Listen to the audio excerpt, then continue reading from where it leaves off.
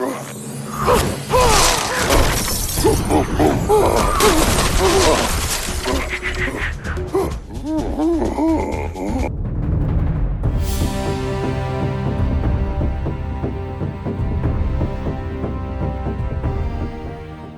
I was first introduced to Plants vs. Zombies Garden Warfare, I thought it was a bit of a strange game, and not just because it's about vegetation versus the undead, but because I wasn't really sure what audience it was going after.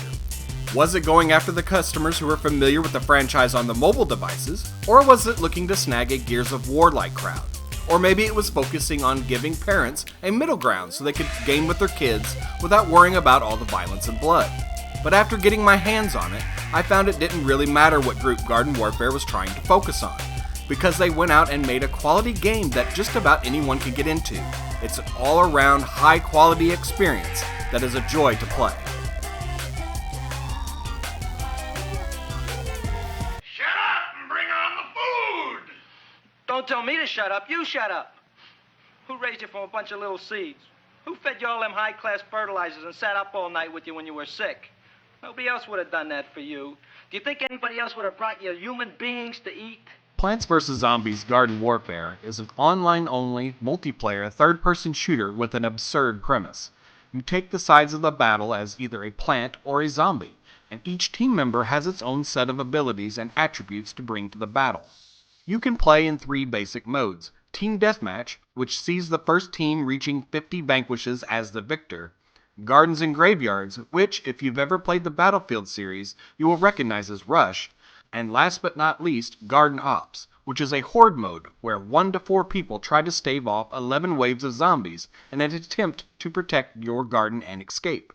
As a side note to Garden Ops, it was more than a little disappointing to see that you couldn't play this mode offline by yourself.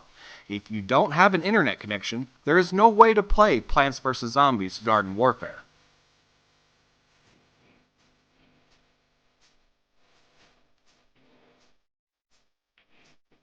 Garden Warfare does an excellent job of balancing the battlefield. There is no exact one-to-one comparisons to the zombie classes and the plant classes. For example, the Peapod can fire a very powerful pea, and it can also sprint. The engineer on the zombie side has a similar weapon, and he can also sprint with the use of his jackhammer. But the engineer can also call in air support, something the Peapod can't do. But the cactus can call in air support, and it also has a long-range sniping weapon, which is like the sunflower, but the sunflower can heal while the cactus cannot. You get the idea. They do a great job of mixing abilities between the 2 sides, and as a result, it really makes playing on one side or the other feel different.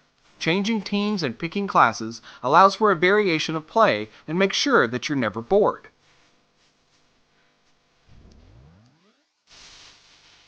Garden Warfare also implements card packs into the game that can give the classes special attributes and appearances. These are purchased with in-game money that is earned after finishing matches.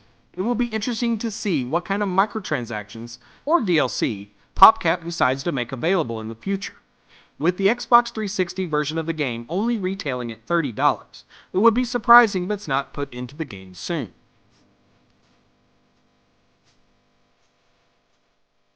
Plants vs. Zombies Garden Warfare is a well-polished, good-looking game, and there is something special about the way it's put together. Hopefully, it can build a strong community around it, so it's a shooter that I'll keep wanting to revisit. If not, it won't be a total loss, because I've enjoyed the experience while it lasted.